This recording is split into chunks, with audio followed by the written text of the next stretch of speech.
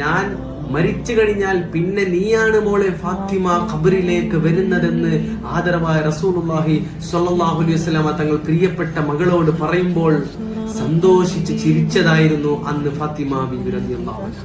ലോകത്ത് ഇങ്ങനെ ഒരു പിതാവിനെ സ്നേഹിച്ച മകളെയും ഇങ്ങനെ ഒരു മകളെ സ്നേഹിച്ച പിതാവിനെയും കാണിച്ചു തരാൻ നിങ്ങൾക്ക് സാധ്യമല്ല എന്റെ പ്രിയപ്പെട്ടവരെ.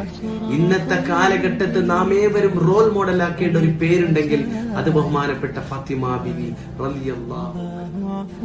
ശരീരത്തിന്റെ ഔറത്ത് ഭാഗങ്ങളെ കാണിച്ച് നടക്കുന്ന യുവസമൂഹത്തിലുള്ള പെൺകുട്ടികൾ മാതൃകയാക്കേണ്ട റോൾ മോഡൽ ആക്കേണ്ട ഒരു പേരുണ്ട്. അതാണ് ബഹുമാനപ്പെട്ട ഫാത്തിമ ബിബി റളിയല്ലാഹു അൻഹ.